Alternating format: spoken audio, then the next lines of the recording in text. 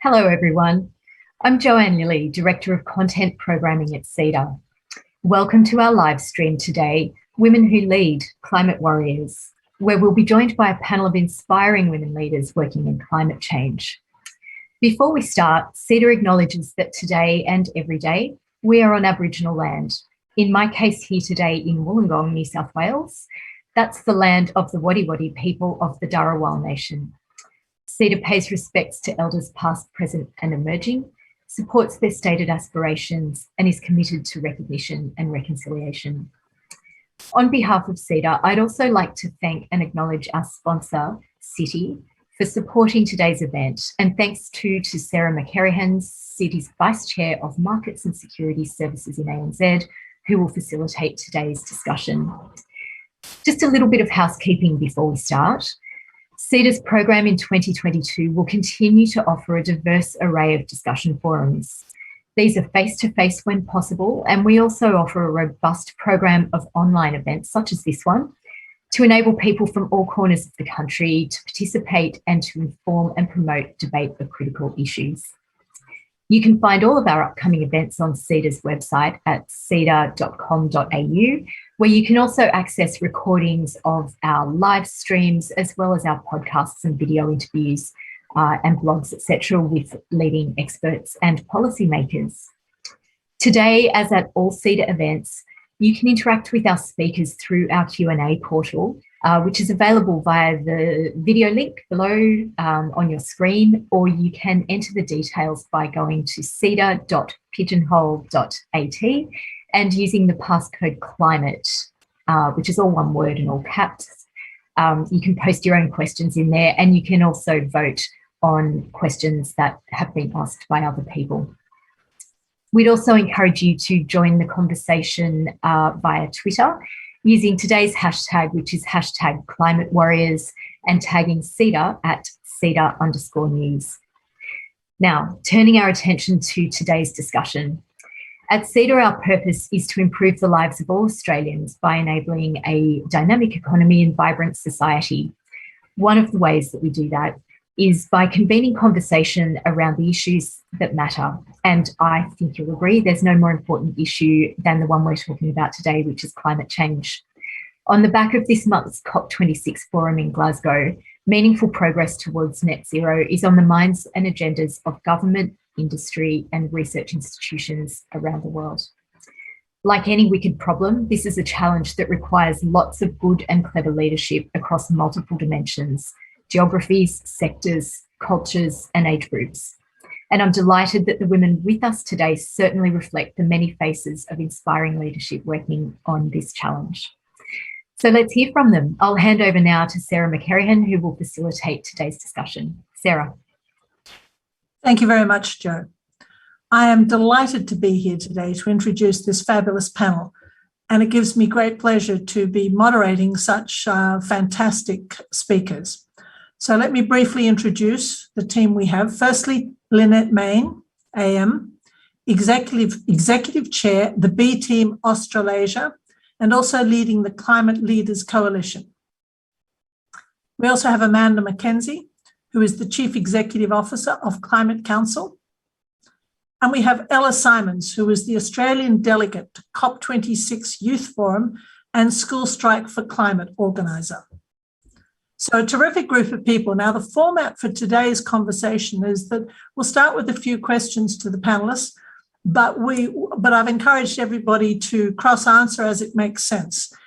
At any stage, as Jo mentioned, please send your questions in and we'll have a specific period for those at the end of the conversation. So go on to Pigeonhole with your questions, comments or votes.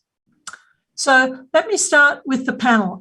First off, I'd like to know, what was the defining moment that made you decide to lead instead of being quiet and passive? Lynette, why don't we start with you?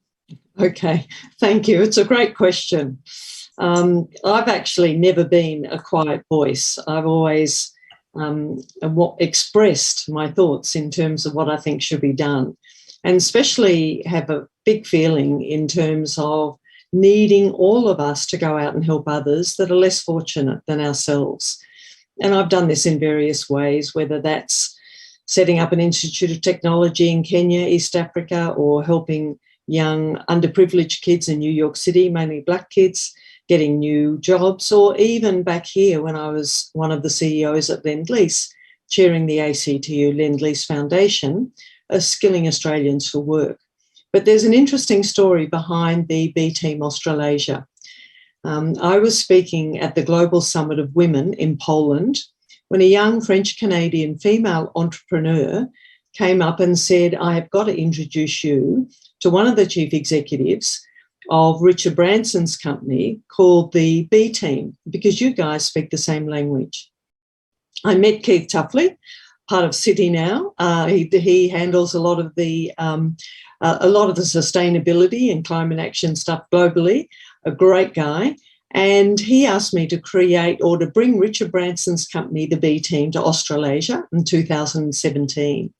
I agreed to do it only if it was going to be a doing organisation. So not talking, but getting things done. For those of you who don't know, the B Team is about working with leaders to not only do the right thing by the shareholders, providing profit, but also to look after their people and the planet even more. And it was behind the Paris Accord, getting so many companies to sign off on the Paris Accord. Now, for me, the people agenda was fine for me, but I had not really had any planetary matter experience before. So what to do? Luckily, in 2019, I heard about the initiative in New Zealand called the Climate Leaders Coalition and knew that that was what we had to bring to Australia. As so many of our CEOs were doing some fantastic things, but we weren't getting any recognition about it. I was talking to John O'Brien from Deloitte, who looks after their decarbonisation activities, and he said, let's do it together. We're part of the New Zealand one. We will be your partner. And so together, we created the Climate Leaders Coalition last year. We'll talk more about it later, but we have 34 of the major CEOs that belong. We represent over 25% of the emissions, and they all set annual targets and are measured against them. So for the first time, you have CEOs coming together to actually help each other to speed up the reduction in emissions. We do other projects as well, and we just launched our roadmap to 2030 that's been very successful. But we also bring all the other stakeholder climate action groups together and have used them on some of the deep dives that the CEOs do. So my advice is just do something, just get in and do something. Don't wait for someone else to do it. Thank you. Amanda? Thank you. And I loved hearing that, Lynette. I think I had a similar background where there isn't ever one defining moment, I think, for any of us. I feel like there are lots of moments through our life in which you have a choice of stepping up or not stepping up. And I remember one of those moments early on in my career when I'd recently started the Australian Youth Climate Coalition. So I was in my sort of early 20s and having one of the first political meetings with, at the time, one of the senior government ministers and thinking, oh, these people will surely have a plan, and getting into the meeting and hearing a lot of bluster and bluff and thinking, oh, these guys don't have a plan. No one seems to have a plan. Well, I may as well be doing something. Another moment that stands out to me is when I started the Climate Council. So you might remember in 2013, Tony Abbott had come into power, and destroying action on climate change was one of his key agenda items. And the first action was to abolish the Climate Commission. Now, we had known that that was going to happen. I was the senior comms advisor at the Climate Commission, which was a government body who was tasked with providing expert information to the Australian public on climate change from scientists, from business leaders, others. And we thought that that project was really important and would continue to be really important. So we had a short period of time to decide what we were going to do. And for me, I thought that there would be a great opportunity in starting a new not-for-profit organisation. So 4 days after it was abolished, we'd brought all the previous councillors together, or commissioners at the time, and said, well, why don't we start a not-for-profit organisation, go out on a limb and ask the Australian public to join us. So we launched it in the media, and it was one of these sort of whirlwind days that was absolutely validating on the initial thing of, oh, actually, maybe we could have a greater voice in this, which was the new not-for-profit was launched at sort of 12 midnight. We put the website up. 1 minute later, we'd raised $15 for a new not-for-profit. Oh, okay, this is a good start. It hasn't got any media yet. And at 6 a.m. when I woke up, we've been raising money at $1,000 an hour. And then it hit the media and a sort of storm started. And by 9 a.m, we'd raised $128,000 by the time I got back from the press conference. And by the end of the day, it was over $500,000. And that's when PayPal shut us down. They thought we must be money laundering. We had to have a quick conversation with them. No, this is legit. And by the end of that week, we'd raised over $1.3 million, which was larger than the Climate Commission's previous budget, and put the Climate Council on the map as a new not-for-profit organisation. And that support from about 15,000 Australians was absolutely key and remains key to this Climate Council organisation. And the work that we do is really putting that accurate information on science, on solutions, on the economics, etc., to the Australian public. And then we do a whole range of other policy and advocacy work, as well as supporting changing the conversation in Australia, which we can talk a bit more about later. But that sort of moment when I look back, it was very nerve-wracking, saying, okay, are we going to go out and limb and do this? Because you don't know if others are going to support you. But my experience is taking a risk and saying, I'm really going to try hard on something I believe in that I think is really important, has generally paid off with people coming in behind and saying, I'm going to support you too to do this. Fantastic. And Ella? I guess my kind of journey into the climate movement started when I was in year 6, and the first ever global climate strike was held, inspired by Greta Thunberg. There were around 4,000 students that striked in Melbourne. I had never been to a protest before, to a rally before, but I went with my mum and my sister and a couple of other schoolmates. I was 12 at the time. And it was just like a feeling I had never experienced before, you know, being surrounded by such passionate young people and people that felt so angry and emotional about an issue and wanted to take this action. So I guess that was a moment I realized that, like, this is something I have always been really passionate about, but I have found people that are going to fight for it with me. And so I became involved with School Strike for Climate and with AYCC, the Australian Youth Climate Coalition. And we did some campaigns around the federal election, and I kind of got to engage in a lot of workshops and did a lot of learning around that time. I went to AYCC camps. We had a student leadership program, and then I helped organise my first, I guess, school strike that I had organised, which was on September 20 in 2019. And there were over 100,000 people striking in Treasury Gardens in Melbourne on that day. And it was just the most surreal moment, I guess, to go from attending my first protest where there were 4,000 people to then helping organise a protest with over 100,000 people was just insane. And I guess what I've learned from that is that, like, I have made some of my closest friends and I have learned so much from it. And being a 12-year-old that has joined a movement, you know, there were people that are a lot older than me, and I guess now I'm one of the people that I'm one of the older people. There are people that are younger than me now.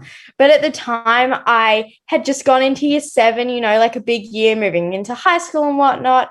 And to take that leap of faith and start that journey into the activist, into the climate movement, was one I'm so glad I could do and had the privilege to be able to do.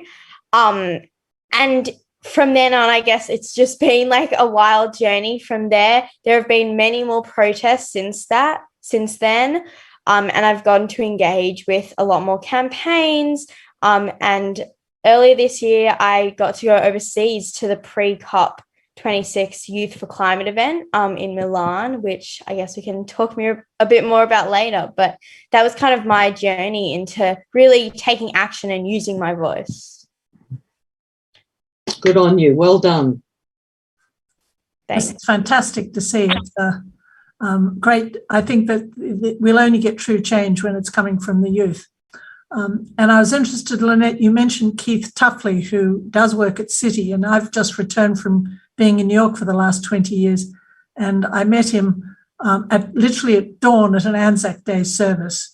And he didn't realize I worked at Citi, and he was talking with a group. So he is now, based overseas, but technically part of Citi Australia, and he's our ESG guru. So we're extraordinarily proud to have him. And Citi is, making a lot of changes as a result.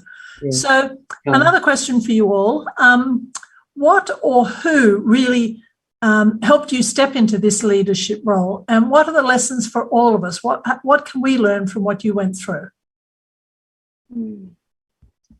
Would you like me to answer that first? Yeah? Sure, thank you. My father was a very successful businessman, and so he taught me that you can pretty well much do anything that you want to do, but if you're going to be successful in a man's world, females have to be twice as good.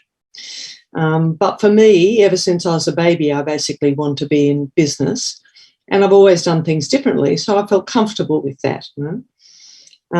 Probably also a very important thing, I've been lucky because I've done things that others probably wouldn't even dream of doing.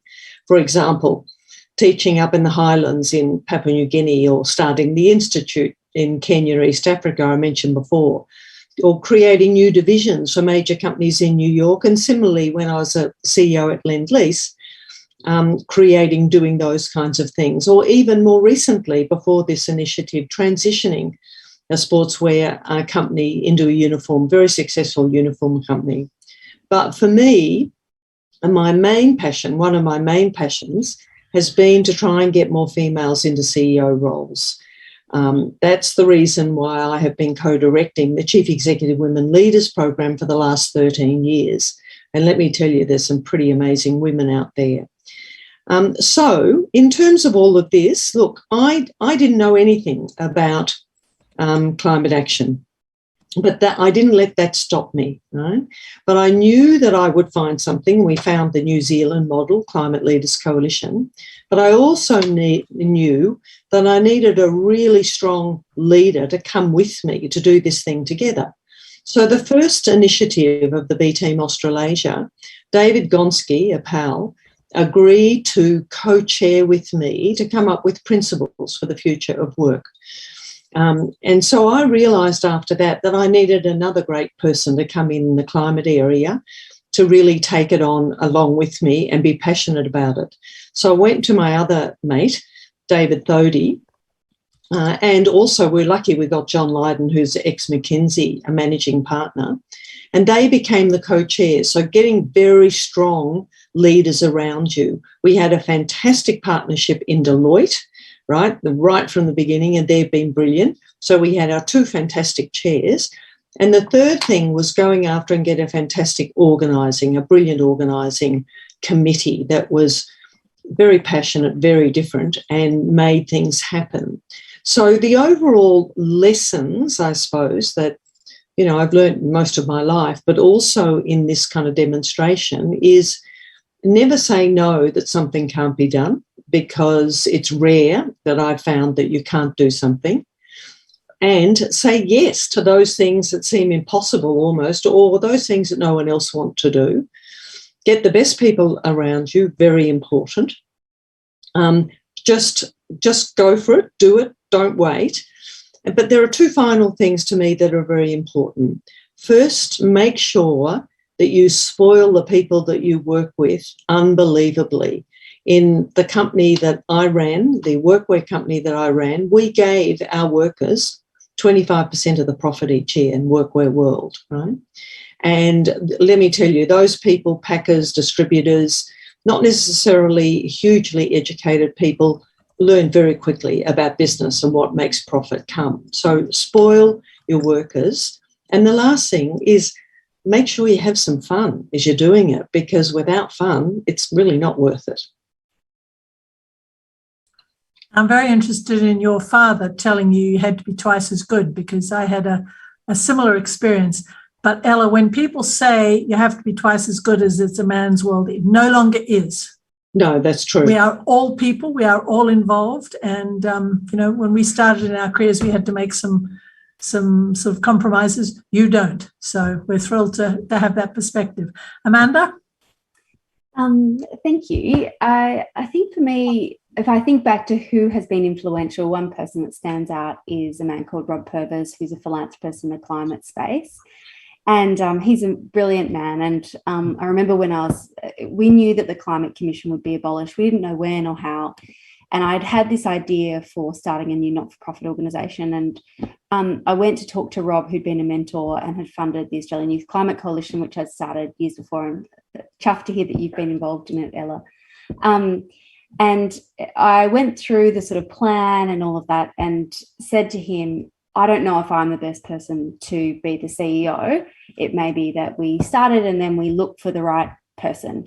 And he said, who would be that right person? What are the things that they would be able to do? And I listed some of the things. They need to take risks. They need to be a good leader. They need to be a good manager, blah, blah, blah, blah, blah. And he said to me, there's no one better than you to do this.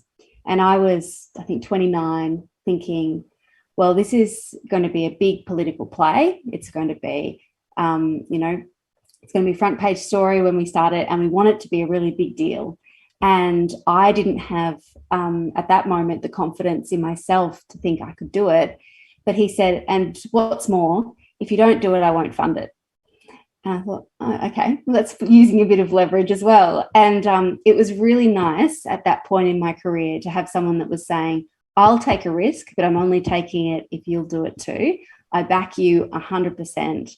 And I think that he has been a great champion of mine over the years. And having someone that will be in your corner through your career that you can go to and will say, I think you're fantastic, and I'll back you to do that, has been enormously helpful for me. A couple of other leadership lessons, I think, reflecting on your question is, building on what Lynette said, is how can you build from behind? So, or lead from behind rather. So Rob, in that scenario for me, was saying, I think I've found someone that I can back as a good leader. I will push her at the right time to do that. And I've taken that on as a lesson in my career. So there's been a number of excellent staff that I've had along the way that have had ideas. So Alex Pearce, for instance, had an idea when she was one of our researchers saying, I think we could do a local government program. I don't think it's being done well enough in Australia. Let's start a new thing to engage them. So the Citi's Power Partnership was born. She led that from its inception. And now it engages, almost 170 local governments, covering about 60% of the Australian population. It's a huge program. And it wouldn't have happened if we weren't willing to take a risk failing and it not working at all. And there certainly were some things along the way that didn't work out that we were able to learn from, but also finding those people who have talent, have a big idea, and being willing to back it early on. So backing yourself, finding people to back yourself, and then backing others along the way. And then the final thing I wanted to just reflect on in this question was about bold communications. I think the school strikes have been an enormously powerful injection of energy into the climate space, because people like Greta Thunberg, but also many, many other student strikers around the world, have been able to tell it like it is and create a lot of clarity around the climate issue, which can often get caught up in complex debates about policy or economics or a range of different numbers and people discussing what is possible. But this is about what is necessary. And I think the school strikes have been able to crystallise that. So I think having that clarity of communications, but being bold and brave in what you're saying, this is the era to be bold and brave in communications. From Me Too to the student strikes, it's happening at this stage. So this is the time to take risks. That is a fantastic lead into Ella. Well, obviously you talked about the school strikes, and the people I've met through school strikes are people that have supported me the most through this journey. And obviously, like my parents and family, as a young person and being very busy, like doing all these things. And I guess earlier this year when I went to Milan, I could not have done that without the support of my family and friends. And also like teachers and at school, having that extra, like being able to, be like, oh, sorry, I'm actually going to be away. Like I need extra time to do those things. And so just having that overall support from the people around me. But over the time, like I've been in the climate movement, there are so many people that I've met throughout workshops and events that have really stood out. when I attended the AYCC camp, I got to meet CEDA, so that's the First Nations group fighting for climate justice. And I guess it's just incredible to actually hear from people who live on country and who know this country better than anyone else, how we can protect and care for land. And I have made incredible friends, like my friend Anjali Sharma, who is working on the court case against Susan Lee. And we have become very close through this. And, you know, she's on this journey with this legal case, and I was going to Milan at the same time as this is all going on. And, like, we've both met through school strike, but are now doing things on a much larger scale. And so having the support from friends and always being people there to be like, just go for it, you know, just take that risk, just say yes to that opportunity, because you're not going to be offered these opportunities again. You've got to take them in the moment. And I definitely think my parents have really encouraged me to be taking these opportunities. And, you know, like, I could be doing this when I'm older and not when I'm in school, but we're running out of time and there's got to be someone that's going to do it. And so I've just learnt to balance those things. And that you can do it when you're 12, you can do it when you're 15. Like, you don't need to be a certain age or a certain type of person. Like, anyone can be taking action. And so to be finding people who will take action with you and making, like, holding on to those friendships, you know, I work with people professionally, but we're also all such good friends and support each other no matter what.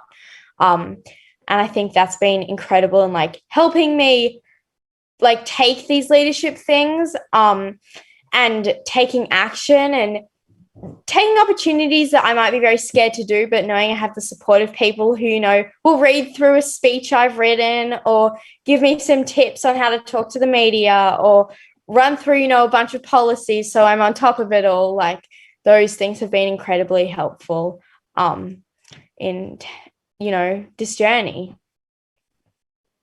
That's excellent. And I might segue into one of the questions and come back to the general questions, but we're getting quite a lot of questions, so I want to make sure we have time for everything. Somebody has asked, which is a really good point, when big finance companies and banks, us as well, are looking at cryptocurrencies, these are a massively heavy energy consumer. So how do we get companies to rethink these types of investments? Any one of you got views on this? I can jump in on that, start it off. I think the thing is for companies to be moving climate from being a side issue. So we have a sustainability officer that deals with that sustainability stuff, and climate is the stuff we do just when we're being a good citizen and it's just about our lighting or our computers or whatever it is, to it being holistic across the whole organisation. So it goes from, you know, the investments that you're making to how your staff operate. It's a whole of business commitment and it's infused. And that's true of politics, it's true of business, it's true of community. So it's a big mind shift, and it has to happen across all levels of the organisation, but it has to be driven from the top, I think. So it's infused in every decision. And also, Amanda, doesn't it? I mean, it has to go even further than that across the value chains and the regions and the sectors. It's almost like in saying that these are warriors, in fact, we almost don't want warriors because we want the organisation to fundamentally take it on board, whether it's finance, ops, procurement, the whole way. Making just transition is really important, but just making it as fundamental part of the day-to-day operation of the organisation. I think you're absolutely right. I noticed a huge difference in the last 3 to 4 years with asset managers in New York, global asset managers, who were saying 3 or 4 years ago, our investors won't take the drop in return. We would say you're not going to have a drop in return, and now they've become disciples. So it's been very interesting watching the evolution. So, and speaking of evolution, what would you like to see individually in global climate policy in the next decade that would make you think that the work you're doing, that your commitment has been worthwhile? I'm happy to start if that's okay. I guess the main thing I helped work on at pre-COP in Milan was on a policy about fossil fuels. And I don't know all the science. I don't really know how to write a policy, but what I know is the key ideas. And I know that we need to phase out fossil fuels in the next few years. And that is key in reaching the Paris Agreement. And that is key in setting these ambitious targets that are actually going to be effective.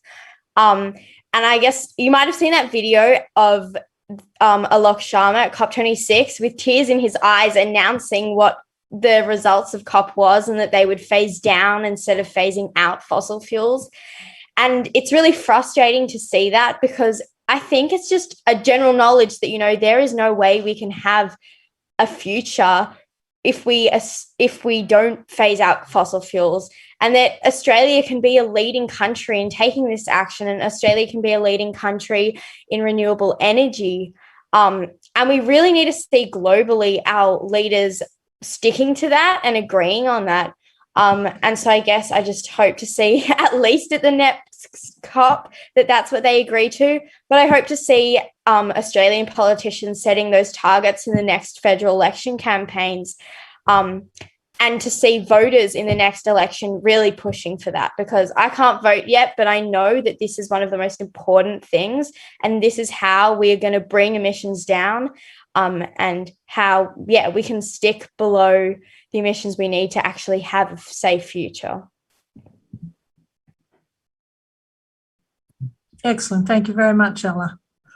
That was great, Ella. And to build on that, I come from an organisation that does have that expertise in the science. And what worries me is that there is a deficiency in knowledge across senior corporate Australia, political Australia, around the scale of the problem. Where it's getting better. There's a great understanding now that climate's a big issue, and that we are now starting to see it around us. I think the Black Summer bushfires were one of those moments in which we realised, 80% of Australians were affected by those fires, whether by smoke or the actual bushfires themselves, that this is here now, but this is getting bad very quickly. I think what people don't appreciate is what the science is telling us now is that we'll hit 1.5 degrees global warming in the start of the next decade. Now, 1.5 degrees doesn't sound like much. The temperature obviously fluctuates for each of us in our day far more than 1.5 degrees. But think about heating up the whole planet by 1.5 degrees. It's a huge amount of energy that we've put into the system.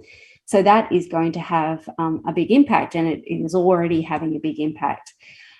We need to be getting to zero emissions extremely rapidly, probably by 2035. There's a lot of commitments now to net zero by 2050, which is great, and it's a good start. But we need to be moving that date much earlier. And the demand of government to be helping us get there means that the lion's share of effort must be happening this decade. So any business or government that has a commitment to net zero, but most of the effort is happening sometime later than 2030, it's just not a legitimate response anymore. The effort has to be this decade, and it's got to be with the view that we get to net zero much earlier than 2035. The reference I made to 1.5 degrees, 1.5 degrees isn't a desirable place to be. That's where we see the Great Barrier Reef, for instance, and reefs around the world cannot survive at 1.5 degrees. There'll be pockets of reef that will be okay, but broadly, they won't be able to survive. So, we're talking about a large-scale catastrophe even once we're there. So, not to try and scare anyone at this point, when we get to 1.5 degrees, we will be seeing impacts, but how the reef survives, for instance, will be of a long-term trajectory of how long we're above 1.5 degrees. So what we need to be talking about is stabilising the climate under 1.5 degrees or around there if we can, certainly under 2 degrees, and then bringing temperatures back down by taking emissions out of the air. So that's very different.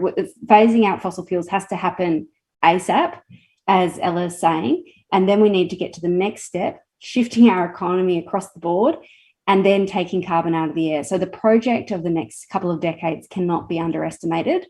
And so the leadership that's required will not necessarily come from politicians, and it hasn't come from politicians at the federal level in Australia. I've seen great leadership by state governments.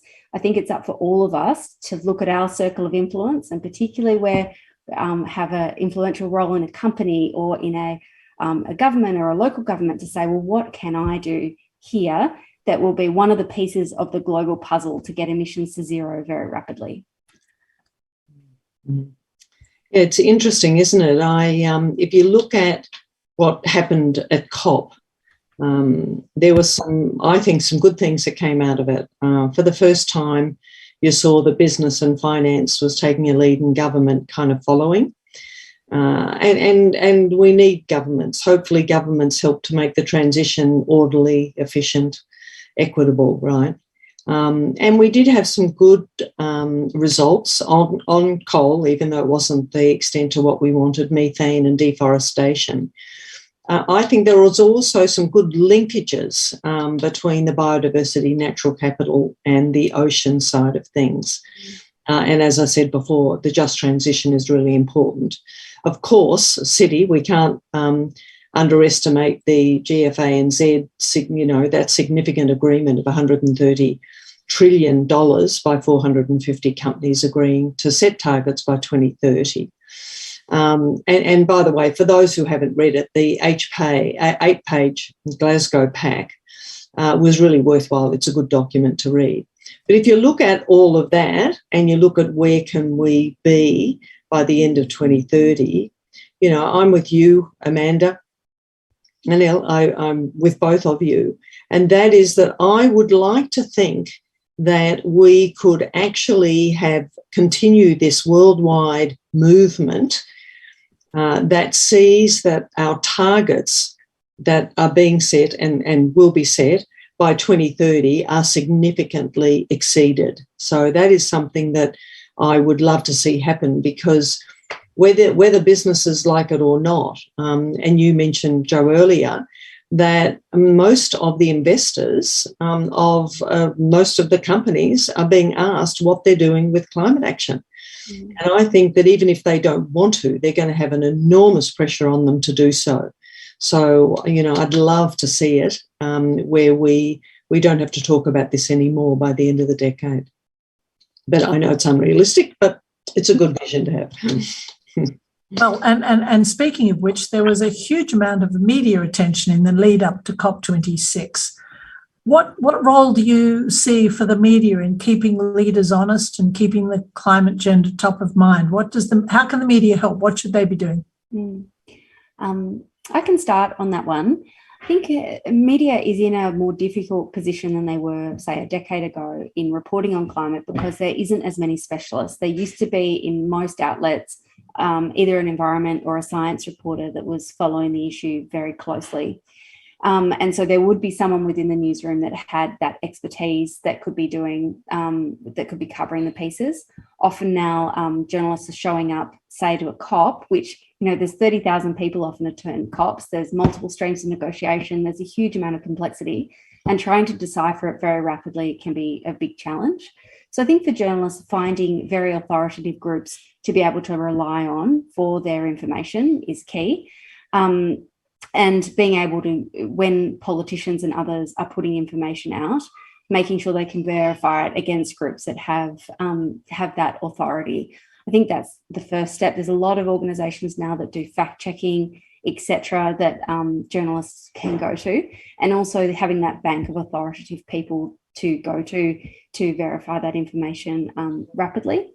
And the second thing I think journalists can do more of is to talk to the people on the ground that are seeing either the impacts of climate change directly or seeing the opportunities writ large. So many regional places across Australia now are seeing the benefits of renewable energy, whether it's large-scale solar farms or wind farms, batteries, etc. They're seeing the transition right in front of their eyes. And I think there's a huge story to tell in what is that transition looking like on the ground, and what will it look like over the decades ahead. So that's lots of different specific stories that are out there that are often really exciting, as well as tracking the impacts. So something like Black Summer, for instance, it sort of fell off our collective agenda because COVID follows so hotly on the heels of it. but we're coming up again to second-year anniversaries, and many of those places have not been able to recover in any way that we would hope that they have, including huge areas of bushland that have basically were razed to the ground. So I think there's some important stories to tell there about how the climate crisis is affecting Australians and Australia right now. You know, and also I'm on a board called Accounting for Nature. And for the first time, we have the technology that can truly measure the impact that a company is having on their operations, whether it's fishery farms, forests, the whole lot, right? And Accounting for Nature's come up with a framework, an econ, a measurement kind of capability. And it's really exciting to me because before, if you look at from a big company point of view, you have your annual financial accounts, right, where you have to kind of put them out. But there hasn't been a requirement to have your annual environmental accounts. And for the first time now, we're going to be able to see these two areas come together to get a true picture. And I think, Amanda, that I think is going to help in some of those areas that people can't measure and don't measure today. I think it's really important. And I guess I would just second what Amanda said about really uplifting the voices of those on the ground, those being affected by the impacts of climate change, and those on the front lines of climate change and those fighting for climate change. And I guess, just especially those that are really on the front lines and people of colour and those First Nations communities who are part of these organisations, because we both need to be seeing these uplifting stories in the media of things that are happening to give people hope, because sometimes it's really hard to have that hope. But we also need to be bringing forward what exactly is happening and make that really clear to people, because there's a lot of confusing things in the media, but I think there are very clear messages that need to be shared. I agree. Very true. And another question from the audience. Over the last years, climate change denial has shifted from a direct denial to a more covert, indirect denial. What's your advice and observations on dealing with this? I think that's a really interesting point. I can jump in on that. So the stages of denial have gone through a number of different people with denial have gone through a number of different stages, if you like, or our polity. And it started with, it's not an issue. If it is an issue, it's not a big deal. If it is an issue, it's not going to affect us now. It's going to affect someone in the future, and it's not going to be a big issue. Or we can't do anything about it. And now some of the denial is around, yes, we're dealing with it. We need to do it in a very sensible, slow way, and we'll get there eventually. And I think that's, although the intention of those signing up to net zero by 2050 is absolutely fantastic most of the time, I think sometimes it's a little bit of greenwashing in the sense of we can delay action until, and for some, it's until 2049. We're trying to get it all done right at the end. And I think the federal government's commitment to net zero by 2050 fits, unfortunately, to a degree in that denial category of we can get there at some later stage, because the federal government has also said, fossil fuels will be with us forever. The two things cannot exist. We need to be phasing out fossil fuels. So I think it's important that we're calling out those that are claiming to be doing good work in this space but are not, or they're doing it in too slow a time frame. I think we've just got, as I've said before, we're now at such a critical juncture that, and climate campaigners are always saying we're at a critical juncture. Yes, it would have been better to act in the past, but it's so urgent now. We're seeing it all around us, and we will experience and continue to experience more dire consequences if we're not stepping up. So I think all of us will regret not having that bold voice at a time when it was going to be really relevant if we don't use it. I think the denial from the Australian government, or from members of the Australian government, is really being pushed by the things behind them, and that's definitely donations from the fossil fuel company. I guess we see people that don't want to take action, or they ignore what's going on, but the reasons behind that come from a range of different places. The fossil fuel industry some people may or may not know, but they donate millions of dollars, like thousands and millions of dollars to the major parties in order to fund them. And this funding is really key to the parties. You know, they use it for, you know what, all their expenses and whatnot. But that funding is what keeps the industry going. And the people that get to go and meet and have coffee with our politicians and pay for that are the reasons that the coal, oil and gas industries aren't being phased out. It's part of that because they receive so much money, and all this money behind it just reinstates the fact that our leaders don't want to be taking this action. So I think of that like on a federal government level, but also I have had so many experiences like talking to people on the way to strikes and at the federal election and stuff. And some people just don't get it, you know, they just ignore the fact. And there are some people that there is no point arguing with because it seems like a waste of time, you know, a lot of energy for not a lot of gain. But there are also a lot of people that just need a little bit of convincing and they might be on the fence. And so I think to really like talk to those people and to put effort into that, but also to know what's behind why our politicians aren't phasing out fossil fuels, what's keeping them from taking action, and learning what that is. Yeah, look, I think that, you know, as I said before, we've got, you know, 34 CEOs that are leading the charge to really want to speed up significantly the decarbonisation in their businesses, and we've got a lot of other companies that want to join. I think that when the chief executives that are taking those steps and that others join, that the government's going to have no choice but to come along, whether they feel good about it or not. I really do think that business is going to and needs to take the lead in terms of this agenda. Thank you. And a separate question from you is, it appears that building and drawing on relationships and networks is important to achieve results.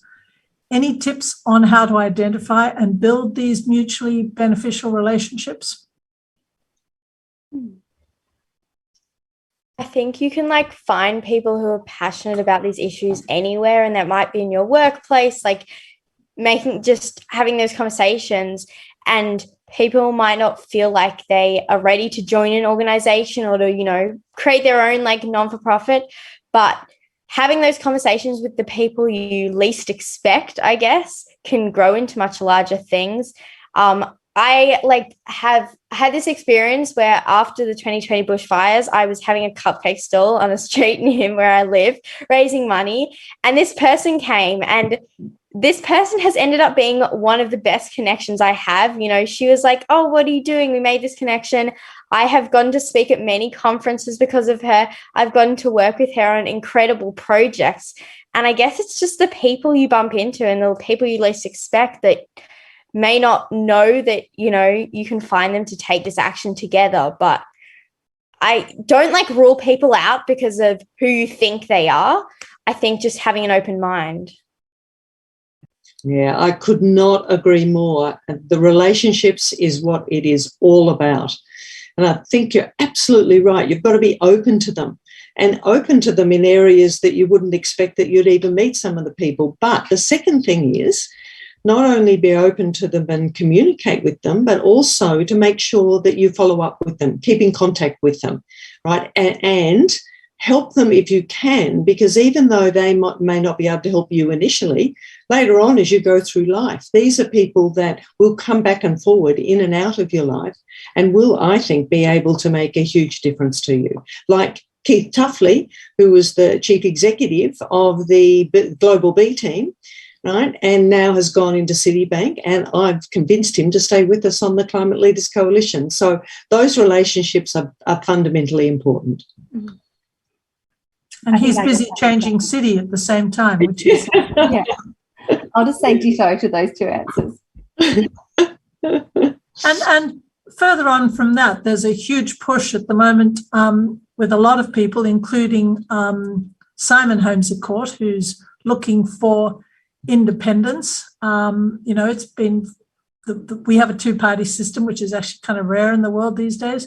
Do you think this, if we get a lot of good independent people do you think this is going to have a significant and allow people to vote for what they actually believe in rather than having to take a party line? I think it's very positive for our politics and democracy to have a whole range of different people, particularly people at this juncture that are really passionate about climate change. I think it's been amazing to see some of these independents step forward with such a broad range of skills and capabilities, backgrounds. I think that's only a positive thing for our democracy. I think that it doesn't take away from the need for the major parties to step up on this, but I think a lot of Australians have felt that our two-party system has been a bit broken, and it has been broken on this issue to have sort of more, well, it's been talked about, climate change has been talked about for 30 years at a federal level and 15 years in earnest, and we still have not got a federal policy. The Parliament has not been able to get any effective climate policy, whereas the state governments have, local governments have, most countries around the world now have some level of climate policy. So, anything to shake that up, all power to them. And a further question on leadership. Ella and Amanda spoke about taking risks early in their leadership journey. One of our listeners would be interested in hearing more about a significant risk that you took, including you, Lynette, a significant risk you took in your leadership journey and what you learned from that. Now, Ella, you're taking risks all over the place, so it's a different part of your career. Go ahead, Ella. I think obviously I attended pre-COP in Milan as the youngest youth delegate. And in the lead up to that, I didn't actually think that I was going to attend. In this pandemic, it's very unlikely to travel overseas. And so I was very unsure if I was actually attending. And it took a lot for Mum and I to get there, like so many logistics things and exemptions and vaccines, with the help of the Italian embassy. And I guess in the lead up to that, like in the week before, I was like, why am I doing this? Like, we are putting so much effort into getting there. The Italian embassy are working on spending so much time just for me to be able to go overseas to attend this conference. Like, why is all this happening? And I was very torn about it. I was like, is it worth it, flying there and this and that? But I guess in the end, I just reminded myself all the steps that I've taken to get there, all the working on the little things to get to these big things. And I had in my mind things I wanted to try and do whilst I was there to make it worth my time and to take that step. And that was making the connections with other young people, speaking to the Indigenous cohort that was there and learning from those people, being part of the actions that were there, the protesting that actually happened there that were led by Indigenous people and by people on the front lines, because I knew that they needed those voices. And then if I was going, then I had to be there to actually be taking action and to make a difference. And I guess in the end, I felt like I made that worth the while, and I got to speak to a bunch of Italian students at this festival while I was there, and I got to strike on the streets of Milan. And one of the days I worked on this policy about the fossil fuel industry with a bunch of Fridays for Future activists. And we spent the whole day, working on this one thing, and how we were really standing up to other people in the group who just kind of didn't agree. They were disagreeing with us, but because they come from different industries and backgrounds, but we were there as activists from grassroots organizations who knew we needed to get straight to the point. And so taking that role felt like a lot of pressure. And I definitely was very scared to be doing that. But I felt that in the end, I could make use of that time and learn so much from that and teach other people when I got back to Melbourne. Yeah. Well done. Amanda, did you want to say before I say something? Oh, sure. I think it's interesting reflecting on that global situation, in that many climate advocates in other parts of the world, what is risky for them is physically risky. They may be in scenarios where, they could be arrested for their advocacy. Whereas in Australia, when we are taking risks in, for the most part, in tackling climate change, other than some of those that are taking direct action, it's generally stepping out of our comfort zone. And I think women, and I'm often in this camp, are often people pleasers and can sometimes feel like, I don't want to say something that is going to make people feel awkward or feel bad. And sometimes that is the necessary thing. So I think in my career, the risks have predominantly been making people feel awkward when that can not feel nice for me necessarily. And so I think that that's one of the mantras I have for myself. If I'm feeling like I don't want to say something, I ask myself, is it because I'm trying to make other people comfortable?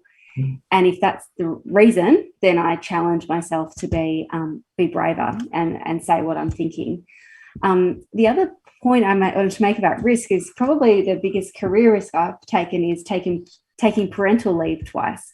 I started the Climate Council sort of 8 or so years ago, and each of those times I felt to go on parental leave, it's like, oh, I'm giving my baby to someone else to hold, this organisational baby for both times for 6 or 7 months.